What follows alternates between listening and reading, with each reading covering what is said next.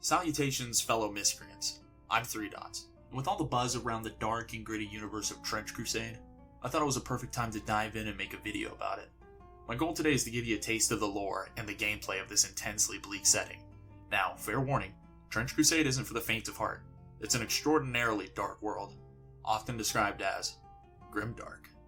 So brace yourselves for some heavy content. This video isn't meant to be an exhaustive, detailed breakdown of every aspect of the game. Instead, I wanted to give you a general overview to spark your interest, just like it did for me. So without further ado, let's get into it. Again, I'm gonna give the warning. This setting can be really messed up. Even though I might not go into some of the more gruesome things that happen within this world, if you read the lore primer or go deeper into it on your own, you will eventually come across more disturbing things. Good. Now that we've gotten that completely out of the way, we can move on. Before diving headfirst into the muck and grime of Trench Crusade, I feel it only appropriate to credit the head honchos working on the world. I preface this by saying I'm American, and if I butcher these, I'm deeply sorry to the cultures I offended. The game is created by Mike Francina and designed by Tuomas Pirinen.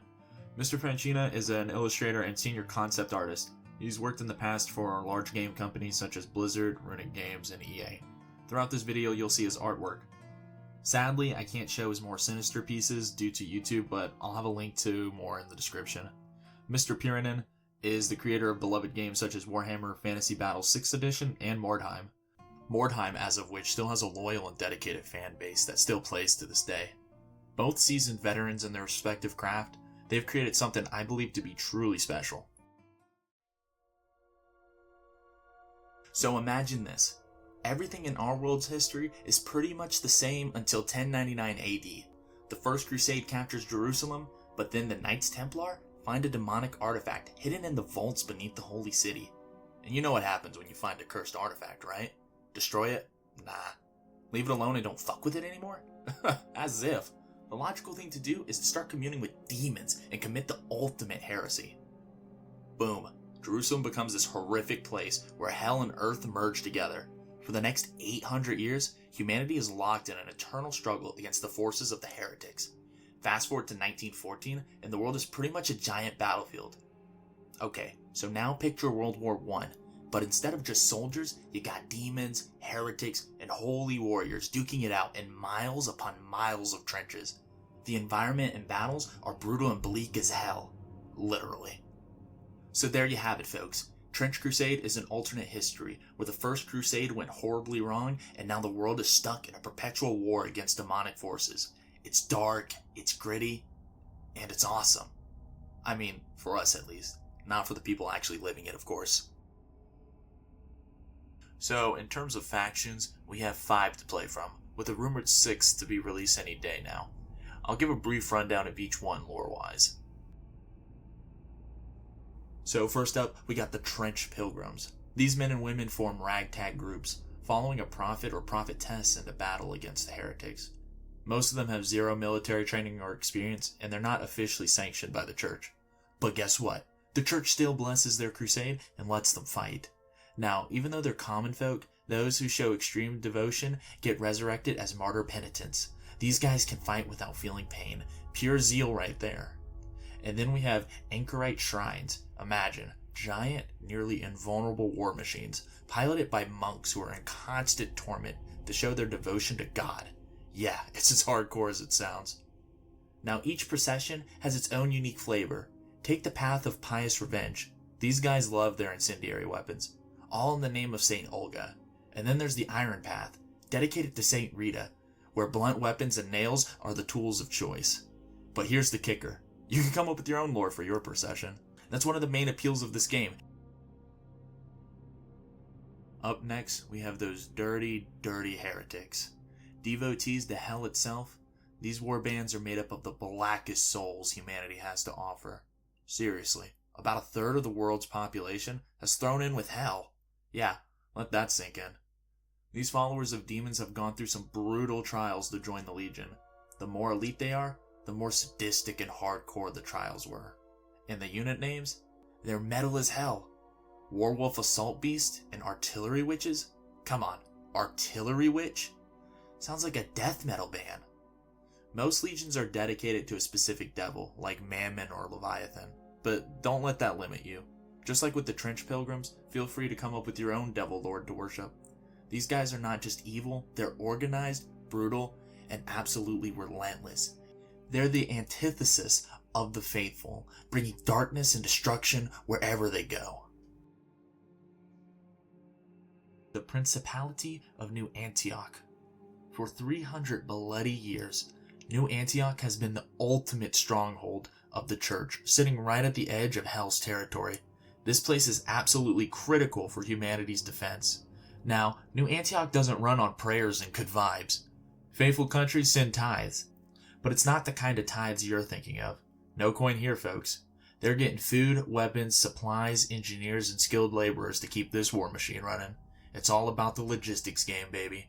Because of all the people that get sent to the city, it means the place is a melting pot of cultures, all united by their mutual hatred of hell and its demonic inhabitants. When it comes to aesthetics, New Antioch I believe to be the most militaristic of the factions in the game. These guys are organized like a well-oiled machine, way more structured than their more chaotic counterparts like the Trench Pilgrims. But don't get it twisted, they got plenty of that hardcore religious fanaticism. I mean, with units called Trench Clerics and Sniper Priests, you know these guys are devoted. They're bringing the holy heat to the battlefield, blending military precision with zealot energy. It's a deadly combo.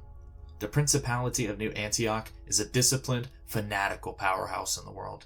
If you're looking for a faction that's organized, badass, and ready to send demons packing, this is it. Alright, now on to the Cult of the Black Grail. So, Beelzebub is one of Hell's top dogs, an archfiend who occasionally climbs to the top of the infernal ladder. When that happens, he unleashes the Black Grail, a plague so nasty it makes our worst diseases look like a mild case of the sniffles. And if that wasn't bad enough, the infected rise up as undead horrors, driven by demonic will. Yeah, real fun times. In this faction, you'll find some of the nastiest units around. We're talking Plague Knights, Grail Thralls, and Heralds of Beelzebub.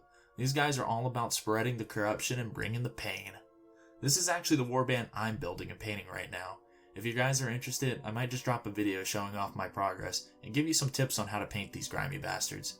Being a disgusting, disease-ridden abomination sounds cool to you, then these fellas might be just up your alley. So, the Iron Sultanate is all about this massive, invincible iron wall that manifested when shit started going down. This bulwark keeps their land safe from heretics. This wall isn't just a big hunk of metal, it's vital for protecting the lost knowledge they're preserving and growing within. But when things get serious, the Sultan himself will lead war parties to take on the enemy head on. Their tactics? Fade retreats, skirmishes, deadly assassins, and devastating alchemical weapons from the House of Wisdom. These guys are experts at guerrilla warfare, setting traps, and using their superior artillery to obliterate enemies. A few brazen bulls to keep things spicy never hurt anybody either. Visually, the Iron Sultanate leans heavily into Turkish and Middle Eastern vibes, which looks absolutely badass. They got an uneasy alliance with the church, mostly because they have to both deal with demonic legions constantly knocking at their doors. And let's be real, the Sultanate has every right to be wary, considering it was the church dudes who unleashed hell on earth in the first place.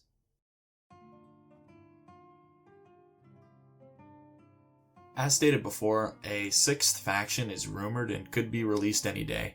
Most individuals believe it will be a heretic faction due to there being a 2 versus 3 mentality. Okay, so I'm not going to go super in depth on the gameplay. This is just a general idea on how the game is supposed to be played, and the rules are still being updated and adjusted. Trench Crusade, as of now, is a skirmish war game. You're not going to need as many models as, let's say, a game of Warhammer 40k or Bolt Action might require.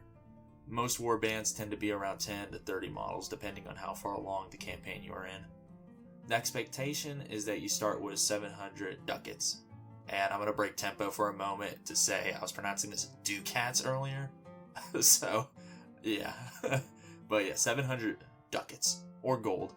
You then use this currency to purchase your baseline guys. You need to have at least one commanding officer-esque model in the warband, but like I said, this could change.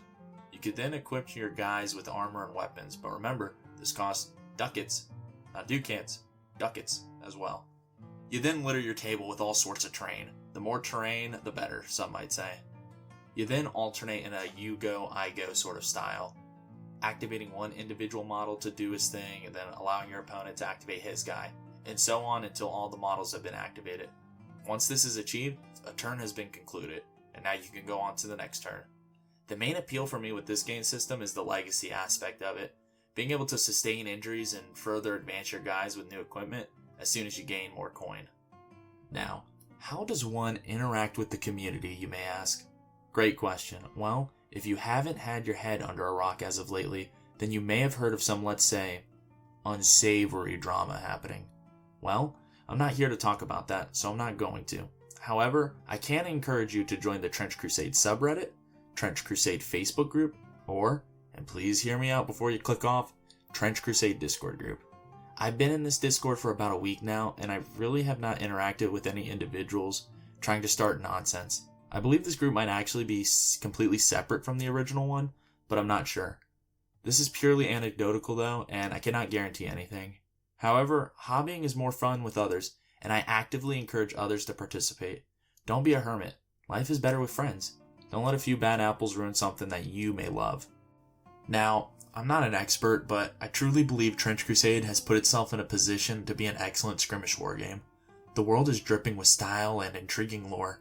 Personally, I find the setting wholeheartedly captivating, leaving plenty of space for anybody to add what they want. Not only that, but the game is continuously evolving and being added onto. There's still so much unexplored space in the setting that really anything could happen. As of now, a Kickstarter is slated to be announced sometime this year for a fully realized game. I think the only problem that people may have will be that the game does not currently offer any official miniatures besides the ones that have already been funded through a Kickstarter. But I find that to be one of the strengths of the game, as it allows you, the player, to be creative and to come up with your own unique warband. Kit bashing and proxying is actively encouraged. Feel free to bring whatever you like. In conclusion, I hope this video has given you a glimpse of what the world of Trench Crusade has to offer. Hey, if you liked what you watched, how about throwing me a like and a subscription? It's free and it actually goes a long way in showing me that this video is actually giving people value. I also have an Instagram that will be linked in the description if you're interested in seeing some of my badly painted models. If you're excited about the game as much as me, go ahead and comment on what faction you're really wanting to paint and play. Like I said earlier, the Black Grail has got a grip on me and it just won't let go. If you have any suggestions for video topics and ideas, also feel free to sound off in the comments as well. I'd love to keep making videos because this was rather fun. I appreciate you taking your time to listen to me, and I look forward to talking to you again real soon.